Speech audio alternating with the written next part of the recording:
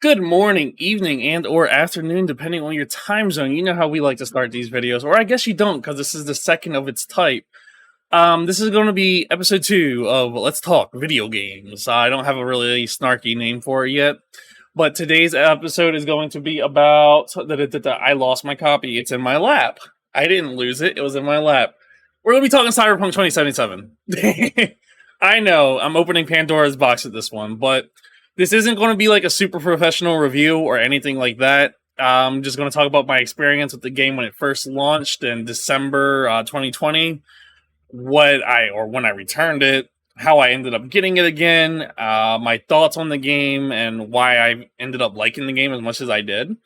So, buckle up and let's get ready to talk about Cyberpunk 2077. Wake the fuck up, Samurai. We've got a city to burn. Wake the fuck up, Samurai. We have a city to burn.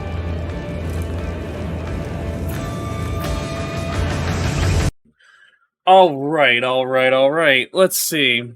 What do I have to say about this game? Where do I start? If anybody played Cyberpunk 2077 on this game, right, or on the PS4 or the Xbox One, not on this game, you can't play Cyberpunk on the game itself. I mean, maybe you could if the TTRPG was there, but I'm not here to argue technicalities. I am here to talk about the game's launch. The game's launch was so bad, like exaggeratedly bad. Oh my god, it was terrible. And PC players, if you happen to click on this, and I know there's going to be one of you. I know the PC version was almost nigh perfect at launch, but that was not the case for the PS4 and the Xbox One version of the game, unfortunately. My experience with the game at launch was, wow, this game is really cool. I like the vibe of it. I like the tone of it. Oh, why am I crashing? Oh, I crashed again. Oh, I crashed again. And I crashed again. I was playing on the PS5, by the way. I was playing the PS4 version on the PS5 at the time. And I dealt with so many crashes in 2077. Like, the second it started getting good, I crashed. And it started reminding me of Marvel's Avengers a little bit.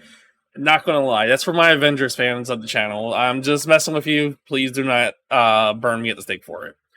But besides that, Cyberpunk 2077, right? It, like, despite its issues, and god, every game that released in 2020, in 2020 basically, they released with a long series of bugs, it could have been, or it was more than likely because of the change in work conditions at home and working from home and all of that good stuff, but it is like one of those things where the year of 2020 for not for Marvel's Avengers, but for gaming in general, I feel like a lot of the games share the same trends that, like, they wanted to meet their dates, make sure it was released.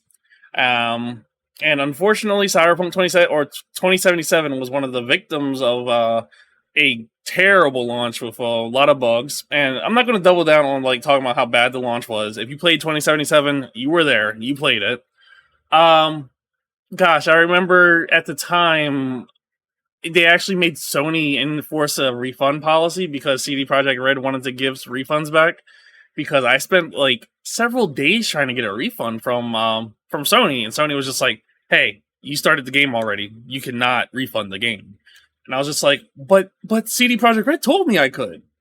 And they were just like, no, we have our policies. No. And I was like, oh my god, if I had to do this dance with Sony several times over, and to the point where some of my tweets ended up getting quoted on articles, because I was just like, wow, this sucks. I just want to refund the game. And eventually I did refund the game, I want to say about 2 weeks later. And, it was one of those things where, like, it was kind of heartbreaking to refund the game, because I did like what I played of it, but the game wasn't stable at the time that I was playing it. And I was like, you know what? I'll give them some time, and I'll come back to it. So what did I do about a year and a year and a half later? I saw Cyberpunk 2077 was on sale for about $17 at my local GameStop. I ordered that bad boy, and you know what? I got it delivered the same day. But guess what happened? An art book got delivered instead of the actual game. So I was just like, is this real life telling me not to play Cyberpunk 2077? Am I getting some pushback here in real life? And coincidences like that do happen, right? I was like, you know what? There's no such thing, right? I'm gonna go. I drove out to the store. I talked to the manager, got my copy replaced, or got the book replaced with a copy of the game, which you see here. Um, just so you guys know, I'm not joshing you guys. There is a game in here. I wouldn't do that. That would be weird. Um, and I played the game again. Wow, Struggler Bride played a video game that wasn't Marvel's Avengers. Who would have guessed? Um, And on my or after this point, the game had been patched up to about 1.4, I think it was, because 1.5 was when the PS5 version dropped, and I completed the game before the PS5 version dropped. And the game was so much better. I wasn't crashing every 2 seconds, and I was able to like actually sit down and immerse myself into the game, and I loved that. One of Cyberpunk 2077's strongest suits, in my opinion, was Night City or navigating Night City and exploring it, and it was just a wonderful, kick-ass experience. One thing that like the number one thing I just said number one thing was Night City was definitely V's role in the world, where the main story of the game was kind of I didn't hate it, but it also wasn't what really got me into the game, right? It was those side stories, hanging out with Pan Am Palmer, Judy Alvarez, and River Ward. Those three characters, they felt like they were your friends, which was an absolutely incredible experience. I need to move my webcam over here because I keep like looking at myself and I can see that and blah blah blah. Judy, Pan Am, River. I thought they're like the friendships that you form with them as V, it felt really personal, right? It felt like there was a connection there. And when you're driving around Night City, listening to Never Fade Away, Never Fade Away. And all of a sudden, Pan Am's texting you while she's drunk at 3 a.m. and Judy's telling you about some bad vibes she's feeling, and River's updating you on the outcome of his mission. All that stuff was wonderful. I loved that about 2077. It actually reminded me of a game called Catherine, right? Catherine Full Body was the remastered release, and Catherine was the original release where Vincent would get Vincent, the main character, he would get text messages throughout the day or like throughout the night when he was at the bar after you're done the gameplay, and stuff like that really added to the world, right? And for 2077, that's what made the world feel real to me. That's what felt awesome about 2077. And the fact that I kind of played it like it was a Deus Ex game, because I'm never getting another Deus Ex game ever again. I've accepted that one.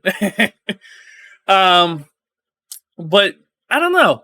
2077, when the game launched, was terrible. But now that they've gotten it fixed and the PS5 version is officially released, I can honestly say it's probably one of my favorite games. And on that note, I think, I'm going to get ready to wrap up here. But if you played 2077, or if you're weary of playing 2077, and, you came here to, listen to some Struggler Bride's opinion on 2077, feel free to, drop a comment below and let's talk about it. I'm, very curious to see, because the general conversation for 2077 has died out. On, Twitter. I don't go to Reddit. I don't do Reddit.